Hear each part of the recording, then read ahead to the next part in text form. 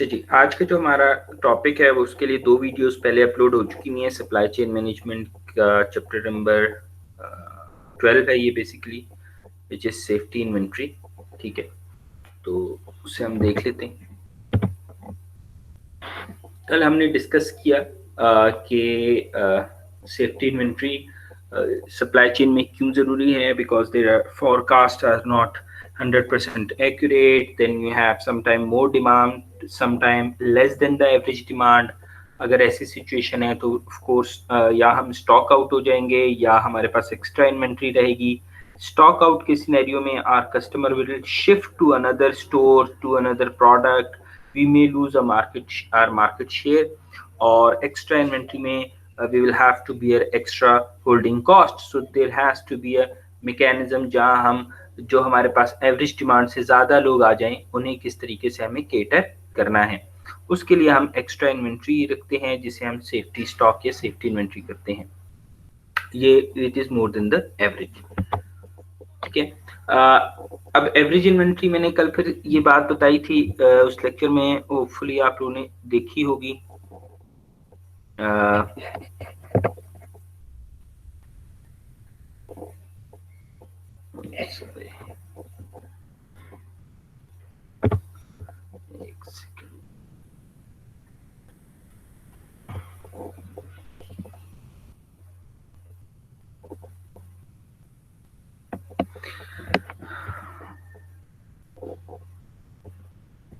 तो कल मैंने ये बात बताई थी कि अगर हम एक ग्राफ इसका बनाएं यहाँ पे, और हमने लास्ट टाइम कहा था कि जी इफ वी बाय 1000 यूनिट्स और 200 पर डे डिमांड है तो 5 डेज में डिमांड पूरी हो जाएगी, केटर हो जाएगी।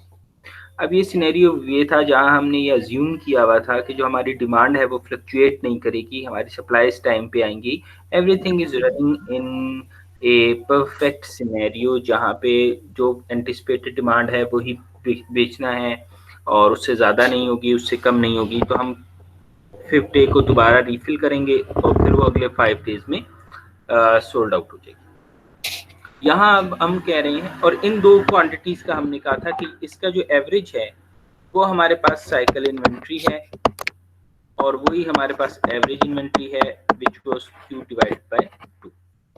अब ये सिनेरियो नहीं, अब ये सिनेरियो हम ये कह रहे हैं कि जी आपकी जो डिमांड है, बाज दफा ऐसे होता है कि डिमांड ज्यादा हो जाती है और आप 4th डे में, लेट्स से दिस इज 550, तो हो सकता है ये आप 4th डे में खत्म कर दें और 5th डे में आपके पास ये माइनस वाला सिनेरियो आ जाए which is stock out scenario. और ऐसा हो सकता है कि जब आप फिर इसके बाद यहां से रीफिल करें तो अगली बार this is the 5th day, ठीक है, तो ये आपके पास एक्स्ट्रा इन्वेंट्री बची रहे। तो ये सिनेरियोज हो सकते हैं। इन सिनेरियोज को केटर करने के लिए हमने कहा कि हम क्या करते हैं, हम ऐसा करते हैं एक सेफ्टी स्टॉक अपने पास रख लेते हैं, एक्स्ट्रा इन्वेंट्री रख लेते हैं जो इस वाले ये जो यहाँ पे सिनेरियो हमारे लिए जनरेट हुआ था इस सिनेरियो को कवर कर सके। हमने कहा ये तो हमारा हो गया नॉर्मल क्यू और नीचे हमने एक्स्ट्रा इन्वेंट्री रखी। अब ये 100 फॉर इंस्टेंस इस केस में 100, ये जो 100 की इन्वेंट्री है ये हम कह रहे हैं कि ये हमारे पास क्या है, एक्स्ट्रा।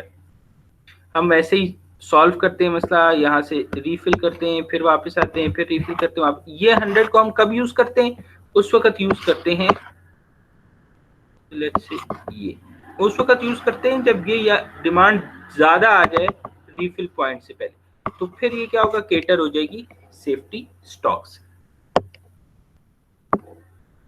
ठीक है, एक साफ सा ग्राफ बनाते,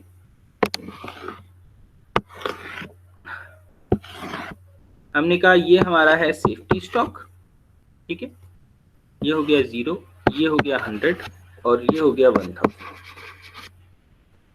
अब जब हम यहाँ पे कैलकुलेशंस करेंगे तो साइकिल, हमारा जो साइकिल चल रहा है वो तो यही है, 5 डेज में 1000 फिर गया 5 डेज में, तो साइकिल इन्वेंट्री हमारे पास यही है। इन एडिशन टू दैट हमारे पास ये जो सेफ्टी स्टॉक है ये भी अब शामिल हो गया। तो अब जो हमारी एवरेज इन्वेंट्री होगी वो एवरेज इन्वेंट्री इन दोनों का एडिशन होगी, at average inventory is equal to cycle inventory plus safety stock, which is Q divided by 2 plus safety stock, that is our average inventory. ठीक है, तो हम ये बात कर रहे हैं जी कि आपके पास जो इन्वेंट्री है उस इन्वेंट्री से एक्स्ट्रा जो साइकिल इन्वेंट्री है उससे एक्स्ट्रा आप सेफ्टी स्टॉक, सेफ्टी मेजर्स के लिए फोरकास्ट की जो अनप्रिडिक्टेबल सर्ज है या जो अनप्रिडिक्टेबिलिटी है हमारी फोरकास्ट में उसको केटर करने की।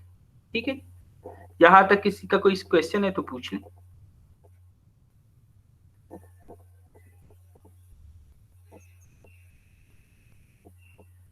कोई क्वेश्चन है?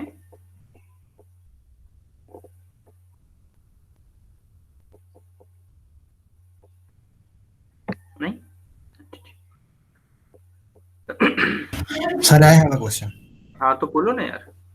सर ये जो सेफ्टी स्टॉक हम इसलिए यूज करते हैं ताकि हम जो है ना कस्टमर्स की डिमांड को सेटिस्फाई कर सकें, ताकि उसका ट्रस्ट हम जो है ना अपनी कंपनी पे डेवलप करें। हाँ, अब हम ये बात कर रहे हैं कि देखो हमने फोरकास्ट किया कि इस हफ्ते हमारे पास 100 लोग आएंगे, let's say any product if you think कि हमारे पास 100 ऑर्डर्स आएंगे इस वीक। ठीक है, ये तो अब फोरकास्ट है ना, ये फोरकास्ट गलत ही होती है, तो ये भी चांसेस हैं कि इससे ज्यादा लोग आ जाएं, ये भी चांसेस हैं कि इससे कम लोग आ जाएं। अब अगर इससे ज्यादा लोग आ जाएंगे तो फिर हमारे लिए परेशानी है उस ज्यादा, और अगर हम उन्हें स्टॉक आउट हो जाएंगे, अगर हम उन्हें केटर नहीं कर सकेंगे, अगर हम उन्हें सप्लाईज नहीं दे सकेंगे, so they will shift to another supplier, they will shift to another company, so we have chances to lose our market share। तो उस मार्केट शेयर को बचाने के लिए हम एवरेज डिमांड से ऊपर एक्स्ट्रा रख लेते हैं ताकि हमारे पास सेव रहे, ताकि हमारे पास अगर कोई एक्स्ट्रा डिमांड आ जाती है हम उसे केटर कर सकें। ठीक है, ओके सर, अनप्रेडिक्टेबल डिमांड को कोड करने के लिए। Okay sir, thank you.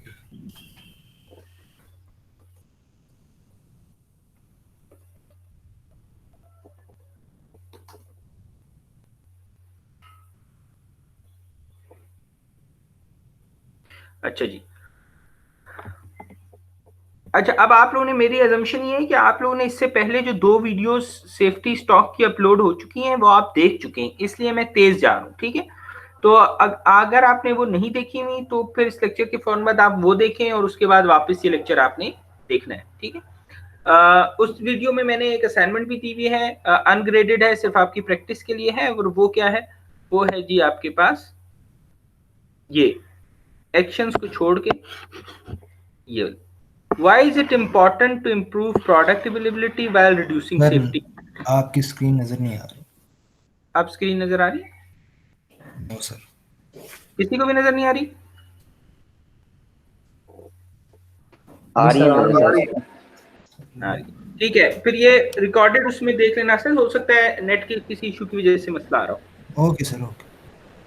अच्छा जी, तो सवाल ये है कि why is it important to improve product availability while reducing safety inventory, इसको आपने एक्सप्लेन करना है, इसी वीडियो के कमेंट्स में आप अपना जवाब लिख सकते हैं। ठीक है, हमारा इस वक्त का मकसद ये है, इस वक्त वी वांट टू अंडरस्टैंड कि what would be the appropriate level of safety inventory. वो एप्रोप्रिएट लेवल को कैसे मेजर किया जाएगा वो हम आगे देखते हैं। ठीक है, ये कुछ फैक्टर्स हैं जिसे हमने देखना है, कल के लेक्चर में अच्छी तरह डिस्कस हुई है। सबसे पहली चीज है measuring demand uncertainty. Demand uncertainty का मतलब ये है कि आप कितने परसेंट चांसेस हैं कि आपकी डिमांड एक सर्टेन लेवल तक सर्च कर सकती है। फॉर एग्जांपल मैं आपसे कहता हूँ जी एवरेज क्या है, आप कहते हैं जी एवरेज है 100 यूनिट्स पर वीक, मैं कहता हूँ ठीक है, और चांस क्या होते हैं, आप कहते हैं जी 80% चांसेस होते हैं कि ये 100 की जगह 105 हो जाए, मैं कहता हूँ ठीक है।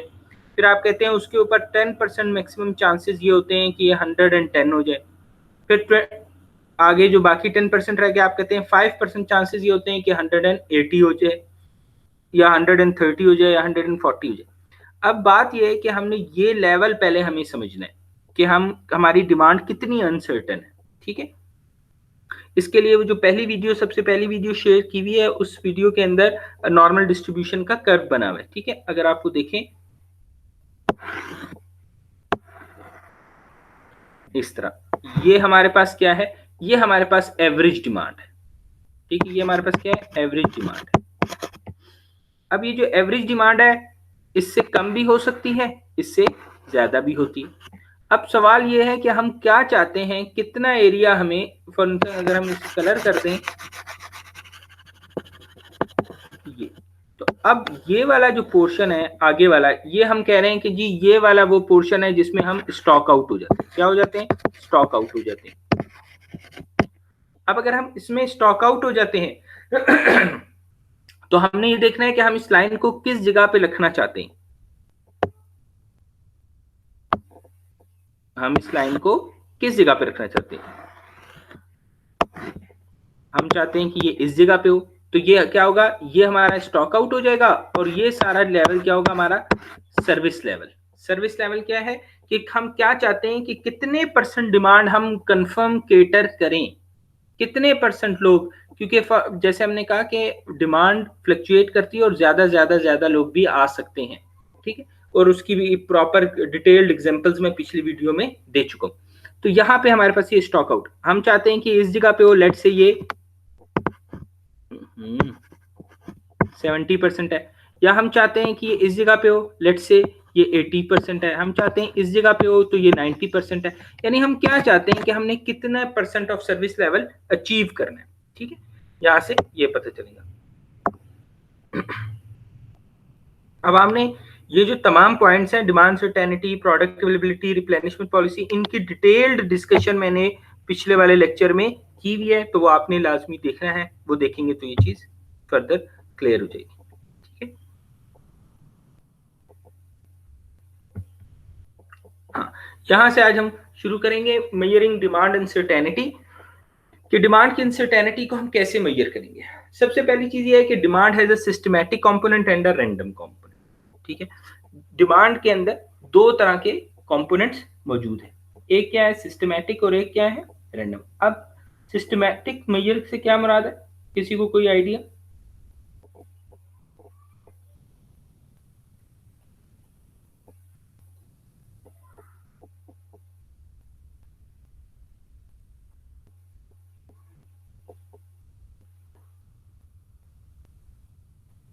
हाँ भाई, सिस्टमैटिक और रैंडम का कोई पता है?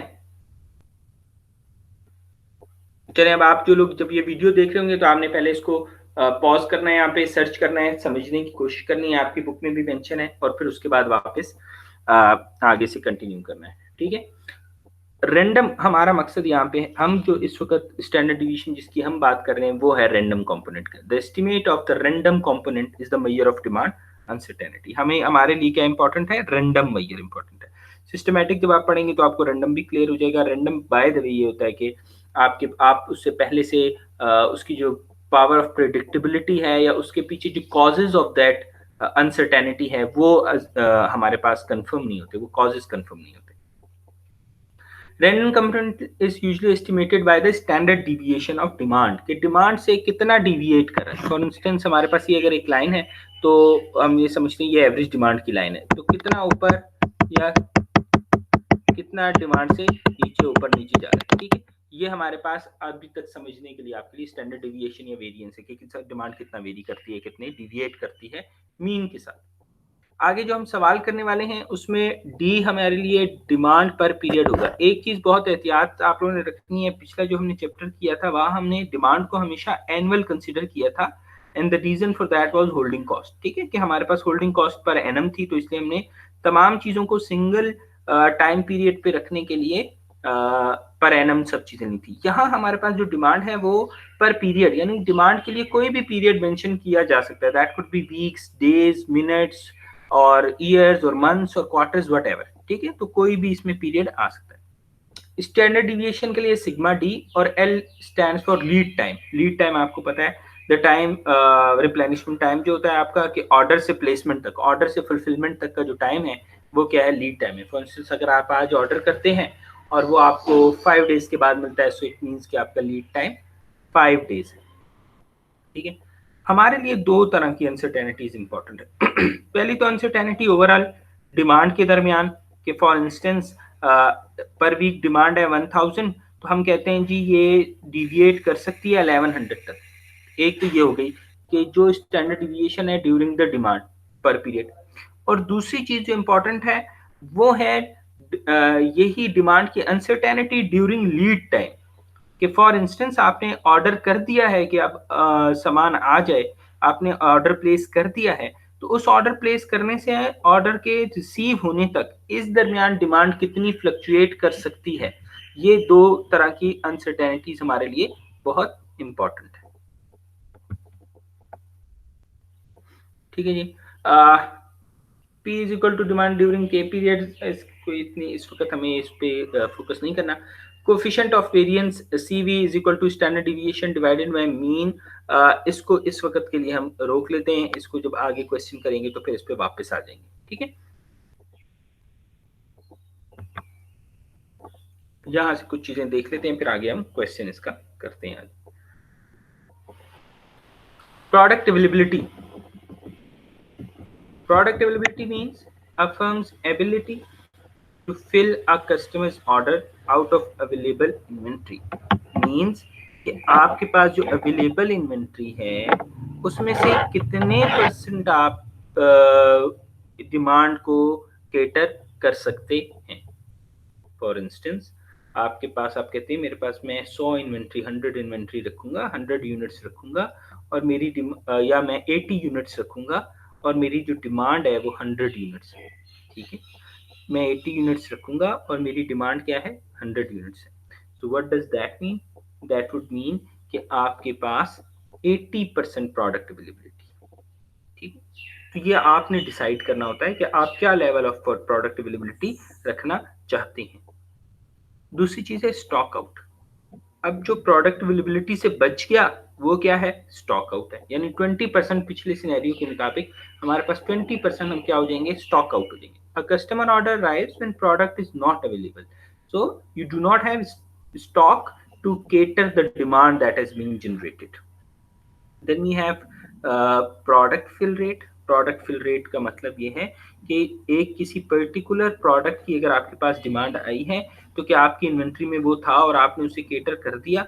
सो for instance if there are let's say 10 customers every day for a particular product, let's say shampoo, तो आपने क्या वो केटर कर दिए, या उसमें से 7 लोगों को शैम्पू मिला, 3 लोगों को नहीं मिल चुका, आप स्टॉक आउट हो गए थे। So that what would that mean? That would mean कि आपका जो प्रोडक्ट फिल रेट है वो 70% है। ऑर्डर फिल रेट नेक्स्ट, वो भी सिमिलर होता है प्रोडक्ट फिल रेट के, but it is composition of different product, और it is composition of different quantities. हम बात करें कि एक ऑर्डर में मल्टीपल प्रोडक्ट्स भी हो सकते हैं, एक ऑर्डर में मल्टीपल क्वांटिटीज भी हो सकती हैं। ठीक है, जब हम वेयर हाउस के हवाले से बात करते हैं या बल्क क्वांटिटीज के हवाले से करते हैं तो ऑर्डर फिल रेट के अंदर क्वांटिटी सिग्निफिकेंट हो जाती है।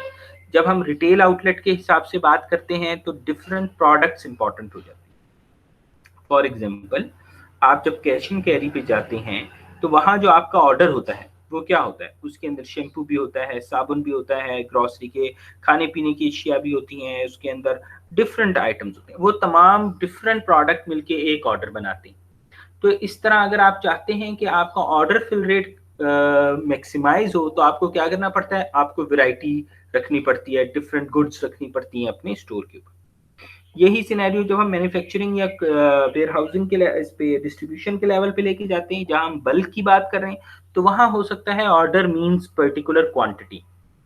फॉर इंस्टेंस, आपको एक ऑर्डर आया है 1000 यूनिट सप्लाई करने का, दूसरा ऑर्डर आया है 3000 यूनिट सप्लाई करने का, तो क्या आपके पास 3000 की इन्वेंट्री है उस ऑर्डर को फिल करने के लिए, या आप उसे कहते हैं जी 3000 तो इस वक्त मैं आपको नहीं भेज सकता, so but we can send you 2000 units और 1000 यूनिट्स हम कंसेक्टिव यानी नेक्स्ट वीक या वट एवर टाइम पीरियड आप उसे दे देते हैं कि इस टाइम में डिलीवर कर देंगे। सो दैट वुड मीन कि आपने ऑर्डर फुलफिल नहीं किया। तो ऑर्डर फुलफिलमेंट के दो पर्सपेक्टिव हो सकते हैं जो मैंने अभी आपको बताया, एक ये कि डिफरेंट प्रोडक्ट्स मिलके वो बना रही हैं, और दूसरा ये कि क्वांटिटी बेस्ड ऑर्डर। और इसमें तीसरी चीज, नेक्स्ट चीज है cycle service level, section of replenishment cycles that and with all customer demand में। आप जब एक पर्टिकुलर रिप्लेनिशमेंट साइकिल चला रहे हैं, अब ये रिप्लेनिशमेंट साइकिल क्या है, आपने देखा साइकिल इन्वेंट्री के अंदर आपका किस टाइम पे आपने ऑर्डर करना है, यानी जो आपका ROP है, री ऑर्डर पॉइंट, किस टाइम पे आपने रीऑर्डर करना है, क्या क्वांटिटी ऑर्डर कर रहे हैं, लीड टाइम कितना है, ये तमाम चीजें मिल के आपकी रिप्लेनिशमेंट पॉलिसी और रिप्लेनिशमेंट साइकिल बनाती हैं। इस रिप्लेनिशमेंट साइकिल में आप कितने % डिमांड को मेट करते हैं, what is the percentage of the demand that you meet successfully, वो क्या बन जाएगा, आपका साइकिल सर्विस लेवल बन जाएगा। और आपकी as a supply chain manager कोशिश होती है कि इसको मैक्सिमाइज किया जाए, but that should not come at a certain cost of course. तो आपको ये देखना पड़ता है कि आप किस सिनेरियो में काम कर रहे हैं, उस सिनेरियो में क्या what level of cycle service level जो या what level of product availability you need to ensure, ये आपको फिर देखना पड़ता है जिस भी सिनेरियो में आप काम कर रहे हैं। हमारा यहाँ पढ़ने का मकसद ये है कि you should be able to understand the factors that can affect, और अगर आपको ये फैक्टर्स पता होंगे तो आप जिस भी सिनेरियो में काम करेंगे उस सिनेरियो के हिसाब से आपने इन्हीं फैक्टर्स पे उसे इवेल्युएट भी करना है। जो अभी मैंने आपसे कहा, replenishment policy, decision regarding when to order and how much to order, ठीक है। अच्छा, अब जब आप रिप्लेनिशमेंट पॉलिसी बनाते हैं, कितना ऑर्डर करना है और कब ऑर्डर करना है, तो कितना ऑर्डर करना है उसके लिए आपको याद होगा हमने पिछले चैप्टर में क्यू पढ़ा, हमने कहा कि एक इकोनॉमिक ऑर्डर क्वांटिटी है, अगर हम वो ऑर्डर करेंगे तो कॉस्ट रिड्यूस हो जाएगी, तो वो तो आपकी क्यू आ गई वाली बात। और दूसरा सवाल ये है कि व्हेन टू ऑर्डर, कब ऑर्डर करना चाहिए। इस कब ऑर्डर करने का जवाब आपको कब पता चलता है, जब आप अपनी जो इन्वेंट्री है उसको रिव्यू करते रहते हैं, आप देखते रहते हैं कि मेरी इन्वेंट्री में कितना सामान मौजूद है, कितना बाकी पड़ा है, कितने डिमांड को मैं केटर कर सकता हूं, ठीक है। इस मकसद के लिए आप क्या करते हैं, अपनी इन्वेंट्री को रिव्यू करते हैं, अपनी इन्वेंट्री को कंटिन्यूअसली चेक करते हैं, अपनी इन्वेंट्री को चेक करते रहते हैं। अब उसको चेक करने के दो तरीके हो सकते हैं, पहला है continuous review, inventory is continuously monitored and order of size Q is placed when the inventory level reaches the reorder point, ROP, ठीक है। हम ये कंटिन्यूअस रिव्यू में हम क्या बात कर रहे हैं, हम ये बात कर रहे हैं, ये आपका हम कहते हैं कि ये 100 यूनिट या ये वट एवर नंबर, ये क्या है, ROP है, ठीक, ये ROP।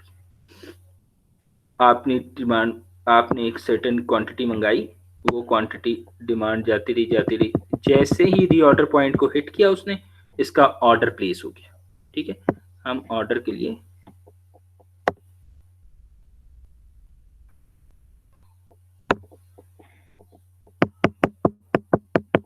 ये ऑर्डर प्लेस हो गया, ठीक है, सामान नहीं आया, ऑर्डर प्लेस हो गया। फिर क्या हुआ, आपकी इन्वेंट्री नीचे आती रही और इस जगह पे आके आपके वापस फिल हो गया, ठीक है। अब ये क्या था, पहले जो मैंने ब्लू डॉट्स लगाए ये वाले, ये क्या है, ये आपका है रीऑर्डर पॉइंट की वजह से। तो कॉन्टिन्यूअस रिव्यू में क्या हो रहा है, आप जैसे ही एक सर्टेन लेवल के ऊपर डिमांड आती, जैसे ही एक सर्टेन लेवल पे इन्वेंट्री आती है, ऑर्डर जनरेट हो जाता है, क्यू स्टैटिक का, क्यू का जो भी आपने क्वांटिटी परचेज करनी है उसका, और विद इन नेक्स्ट जो भी आपका लीड टाइम है, उस लीड टाइम के दौरान वो ऑर्डर आपको रिसीव हो जाता है। अब जो मॉडर्न डे टेक्नोलॉजीज हैं उसके साथ कॉन्टिन्यूस रिव्यू बहुत आसान है। इस वजह से कॉन्टिन्यूस रिव्यू आसान है कि आपके पास सिस्टम में इन्वेंट्री सेव है, जैसे वो सर्टेन लेवल के ऊपर आती हैं, अलर्ट्स जनरेट हो जाते हैं and you will be able to order, और आपको आपके लिए आसान है कॉन्टिन्यूसली मॉनिटर करना। But in some cases it is not the case, आपको क्या करना पड़ता है, you decide a certain check point, और उन डेज के बाद या उतने टाइम के बाद आप क्या करते हैं, अपनी इन्वेंट्री को वापस इवेल्युएट करते हैं। Inventory is checked at regular intervals and an order is placed to raise the inventory to a specified threshold, ठीक है। फिर आप देखते हैं कि जी अब जैसे ही एक बार मॉनिटर किया, आपको लगा इन्वेंट्री ज्यादा है तो ठीक है, दूसरी बार मॉनिटर किया तो आपने कहा कि इन्वेंट्री अब कम हो रही है तो हमें ऑर्डर कर देना चाहिए। उसमें आप क्या करते हैं, पीरियोडिकली, फॉर इंस्टेंस आपने वो किया हुआ है कि रोज सुबह आके मैं चेक करूंगा, या रोज जाते हुए मैं शाम को चेक करूंगा इन्वेंट्री कम है, या उसके हिसाब से मैं ऑर्डर कर दूंगा। तो अब वो टाइम आप डिसाइड करते हैं और उस टाइम के मुताबिक, उस पीरियड के मुताबिक आप वो करते हैं, ऑर्डर्स करते हैं, ठीक है। यहाँ तक किसी का कोई क्वेश्चन है तो पूछ लें भाई, अगर अभी तक जाग रहे हैं तो।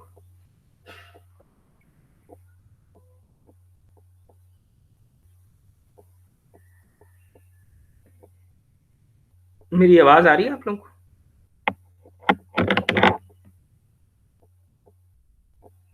यस सर, आवाज आ रही है, क्लियर है सर सारा। सारा क्लियर है? ठीक है आगे चलते हैं फिर। ये कुछ नोशंस याद रख लें, फिर इसके ऊपर देखते हैं आगे। L is for lead time, ठीक है, lead time for replenishment. D is average demand per unit time. Sigma D standard deviation. DL simply means demand during lead time. ये जो DL आपके पास है ये डिमांड ड्यूरिंग लीड टाइम, इसके लिए हम D को L से मल्टीप्लाई कर देंगे। Sigma L standard deviation of demand during lead time. ये आपको याद होगा, मैंने कहा था दो तरह की डिविएशन हमारे लिए, दो तरह की फ्लक्चुएशन हमारे लिए इंपॉर्टेंट है। पहली ये कि जो डिमांड पर पीरियड में आ रही होगी ये वाली, और दूसरी ये जो डिमांड ड्यूरिंग लीड टाइम। अब ये सिग्मा L का मतलब ये नहीं है कि लीड टाइम कितना फ्लक्चुएट हो रहा है, यानी 6 दिन की जगह 7 दिन में या 7 दिन की जगह 3 दिन में सामान सप्लाई हो रहा है, ये बात नहीं करें। हम कह रहे हैं कि लीड टाइम हमारा स्पेसिफाइड है और उसके अंदर कोई गड़बड़ नहीं होगी, और उस लीड टाइम के दौरान यानी उन 6 दिनों में, अगर हमारा 6 दिन का लीड टाइम है तो उन 6 दिनों में डिमांड कितना फ्लक्चुएट करेगी, ठीक है, ये इसका मकसद है। साइकिल सर्विस लेवल हम पढ़ चुके हैं। SS डिनोट सेफ्टी इन्वेंट्री और ROP stands for reorder point, ठीक है। सिग्मा L हम कैसे कैलकुलेट करेंगे, ये जो standard deviation of demand during lead time है ये हम कैलकुलेट करेंगे square root of L, lead time का स्क्वायर रूट, और उसको मल्टीप्लाई करेंगे सिग्मा D से, ठीक है। साइकिल सर्विस लेवल हमारा किस चीज पे डिपेंडेंट है, वो है हमारा G it is a function of reorder point, demand during lead time and deviation, standard deviation of demand during lead time, इसके ऊपर डिपेंडेंट है। कैसे कैलकुलेट होता है हम आगे देखते हैं।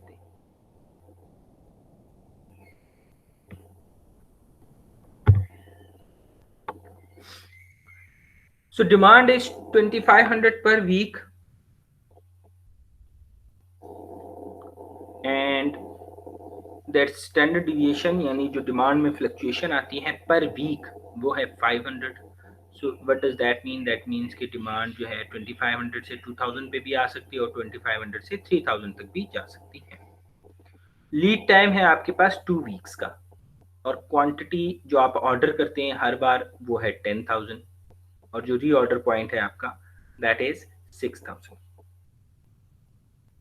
अब demand during lead time DL क्या है, 2500 आपके पास डिमांड आ गई multiply by lead time that is 2 weeks, तो डिमांड ड्यूरिंग लीड टाइम आपके पास आ गई 5000। अब सेफ्टी स्टॉक कितना होगा, रीऑर्डर पॉइंट हमारे पास क्या है 6000 है, minus demand during lead time 5000, इसका मतलब हमारे पास सेफ्टी स्टॉक कितना आ गया, सेफ्टी स्टॉक हमारे पास 1000 आ गया। साइकिल इन्वेंट्री का फॉर्मूला आप पहले पढ़ चुके हैं, Q/2 सिंपल है, 10,000 को 2 से डिवाइड किया तो हमारा जो साइकिल लेवल है, साइकिल इन्वेंट्री है वो कितना है 5000। फिर उसके बाद हमारे पास है एवरेज इन्वेंट्री, जो हमने अभी पढ़ा कि cycle inventory plus safety stock, इनको हम जब ऐड करेंगे तो ये हमारे पास क्या आ जाएगा, एवरेज इन्वेंट्री आ जाएगी।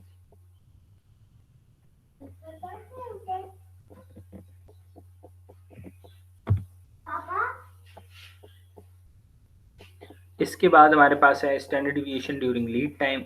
लीड टाइम के दरमियान कितनी फ्लक्चुएट हो सकती है, स्टैंडर्ड डिविएशन ऑफ D 500 हमारे पास थी, लीड टाइम 2 वीक्स था, इसको कैलकुलेट किया, हमारे पास आंसर आ गया 707। अब इंपॉर्टेंट बात यह है कि जो हमारा सेफ्टी स्टॉक आया है वो है जी 1000, और जो हमारा मैक्सिमम यानी standard deviation during lead time कि जितने टाइम में हमने ऑर्डर किया है और ऑर्डर से लेके जो सामान रिसीव होगा हमें, उसके दरमियान जो मैक्सिमम डिविएशन आ सकती है वो 707 की आ सकती है, ठीक है। यानी इस दौरान हो सकता है हमें एवरेज से 700 7 यानी 707 यूनिट ज्यादा सेल करने पड़े, तो अब ये 707 हमारे सेफ्टी स्टॉक से क्या है, कम है, तो इसका क्या मतलब हुआ कि हमारी रिप्लेनिशमेंट पॉलिसी इसे केटर कर रही है, जो भी हमारे पास एक्स्ट्रा इन्वेंट्री आने के चांसेस हैं उसको हमारे पास ये केटर कर रही है, ठीक है। तो यानी हमारी जो सेफ्टी स्टॉक है वो एक अच्छा लेवल है।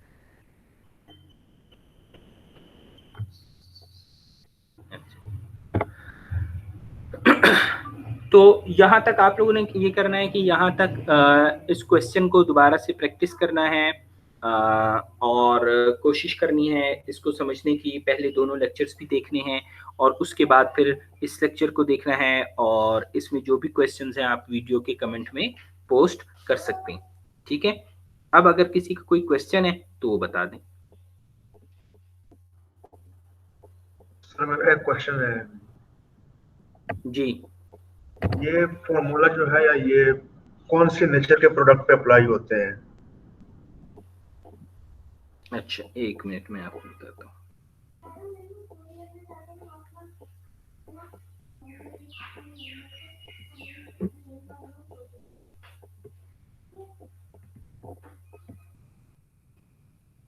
जी, हमीद ने कहा कि ये फॉर्मूला, कौन सा फॉर्मूला हमीद?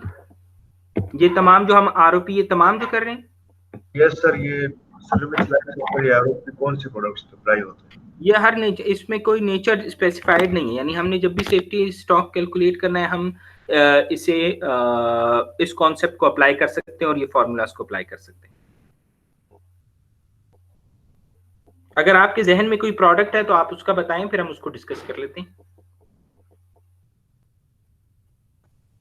तो फॉर एग्जांपल डेयरी मिल्क हो गया या फ्रेश फ्रूट्स हो गया, ये इस तरह की चीजें जो है जिसको हम प्रेडिक्ट नहीं कर सकते।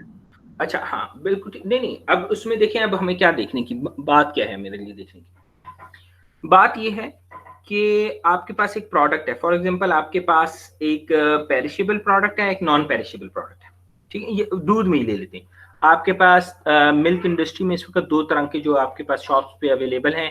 पैक्ड की हम बात करें, पैकेज्ड की बात करें, उसके अंदर एक टेट्रा पैक वाले, ठीक है, और दूसरे आपके पास ये जो बॉटल्स में आ रहे हैं प्रीमिया और इस किस्म के जो मिल्क्स हैं जिनकी शेल्फ लाइफ सिर्फ 3 डेज है। ठीक है, ये 2 तरह की प्रोडक्ट्स हैं।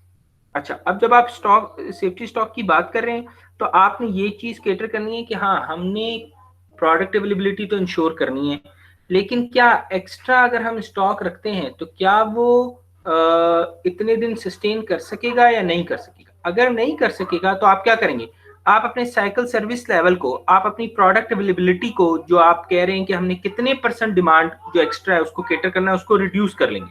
आप कहेंगे कि अच्छा ठीक है जी, अगर हमारे पास लेट्स से जितनी एक्स्ट्रा डिमांड इसकी जनरेट हो रही है उसमें से हम 80% को केटर कर देंगे, जिसके चांसेस, यानी जिसके चांसेस हाँ 80% चांसेस हैं कि वो आपको डिमांड एक्स्ट्रा हो सकती है। उससे ऊपर जो 20% है, क्योंकि उसके चांसेस ऑफ अकरेंस बहुत कम है, तो हम उसके लिए फिर प्रीमिया और इस तरह के जो पेरिशेबल हैं उसके अंदर हम उसका सेफ्टी स्टॉक जनरेट नहीं करेंगे। क्यों? क्योंकि वो नेक्स्ट डे या विद इन 3 डेज वो जाया हो जाएगा। ऑन द अदर हैंड, अगर आपके पास ये दूसरी मिल्क प्रोडक्ट्स है, जैसे मिल्क पैक या इस तरह के जो दूसरे टेट्रा पैक वाले पैकेजेस हैं, उसमें आपको पता है कि जी उनकी शेल्फ लाइफ जो है फॉर अ मंथ है। ठीक है, तो आप उसके अंदर ये चांस, ये रिस्क ज्यादा ले सकते होंगे।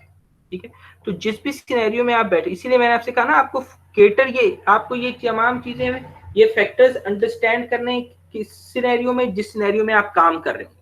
तो जो प्रीमिया पे या जो फ्रेश मिल्क पे या जो वेजिटेबल्स पे या जो फ्रूट्स पे जो लोग इस पे काम कर रहे होंगे, दे वुड कंसिडर पेरिशेबल या they would consider their shelf life as an important factor. जो लोग शैम्पू पे, टूथपेस्ट पे या इस तरह की आइटम्स पे जहाँ शेल्फ लाइफ जो है ज्यादा है, महीनों या सालों के हिसाब से, उनके लिए पेरिशेबिलिटी इतना सिग्निफिकेंट फीचर नहीं होगा जितना के मे बी वेरिएशन या जितना मे बी टाइमली अवेलेबिलिटी या मे बी कॉस्ट। तो हर एक सिनेरियो में ये डिफरेंट होगा और उस सिनेरियो के मुताबिक हमें इवेल्युएट करना पड़ेगा। ठीक है हमीद? सर ये तो नेचर ऑफ प्रोडक्ट पे भी मैटर करता है ना। नेचर ऑफ प्रोडक्ट तो हम केटर करेंगे ना। नेचर ऑफ प्रोडक्ट, देखो बात, हम ये नहीं कह रहे कि हमने ये यहाँ कह दिया वन साइज फिट्स ऑल, हम ये कह रहे हैं कि ये तरीका है।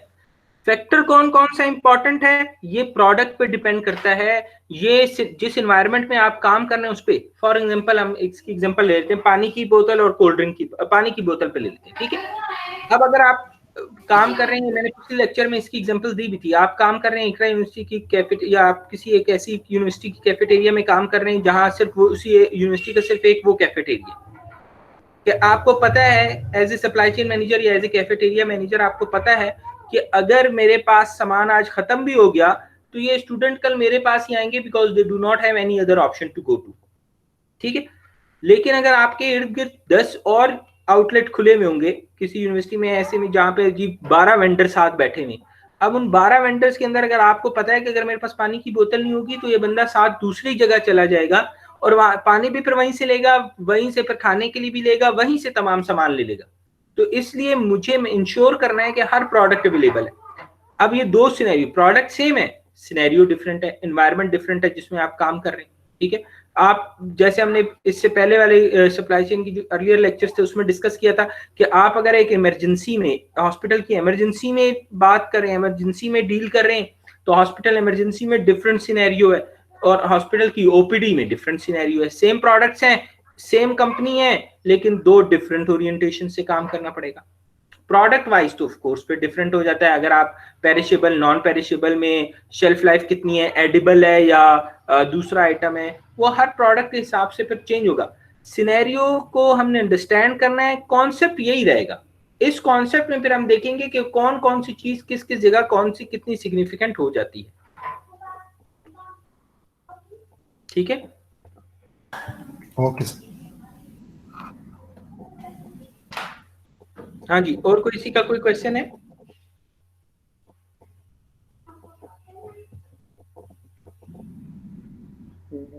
जैनब परवेज का नो क्वेश्चन है। उसामा रहमान कोई सवाल है? क्या पोजीशन?